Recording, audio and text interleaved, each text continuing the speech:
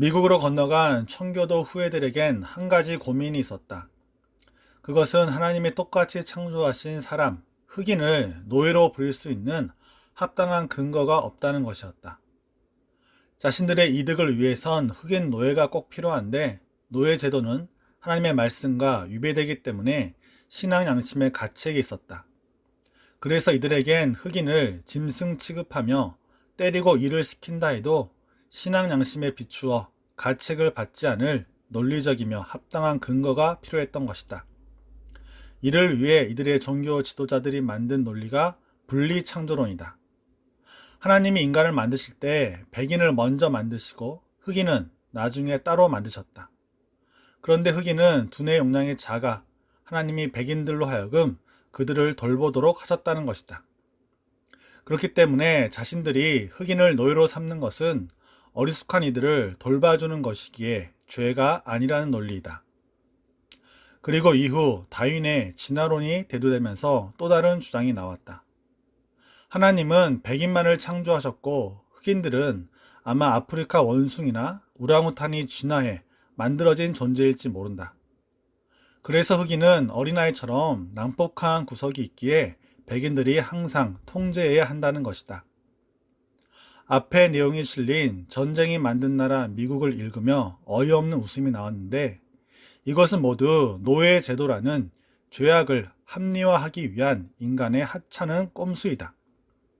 자신들에게 막대한 이득을 가져다주는 노예 제도를 정당화시키기 위해서 자신들이 믿는 창조론을 버리고 진화론을 받아들이는 2차 죄악까지 행했던 것이다.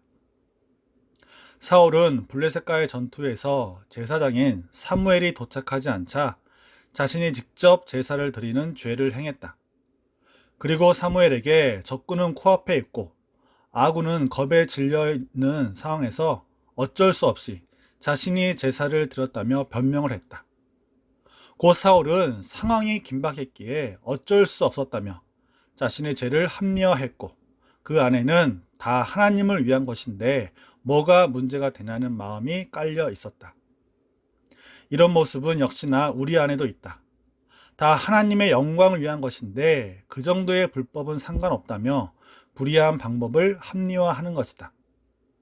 어떤 교회는 교육관을 마련하기 위해서 불법으로 교회를 증축하고 또한 교회 건축 대출을 받기 위해서 은행에 성도 수가 더 많다는 거짓 보고를 올린다.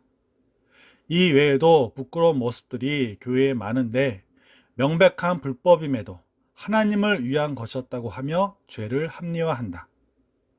성도 개인적으로도 죄가 분명함에도 그것이 자신의 이익과 관련되어 있기 때문에 정직하게 회개하기보다 죄를 정당화하고 자신은 떳떳하다는 논리를 편다.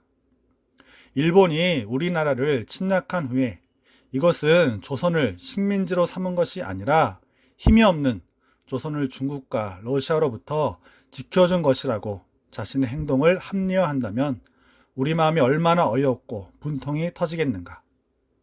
주일 성수를 범하는 죄를 짓고도 중요한 시험이 있었고 중요한 결혼식이 있었다고 죄를 합리화하는 우리의 모습을 보는 하나님의 마음도 이와 동일할 것이다. 그러므로 우리는 죄의 합리화라는 유혹을 조심해야 한다. 핑계 없는 무덤 없다고 하지만 죄에 대해서도 이런 마인드를 가진다면 우리의 신앙생활은 아주 위험해진다. 죄는 죄라고 깔끔하게 인정하고 회개할 수 있는 용기가 우리에겐 필요한 것이다.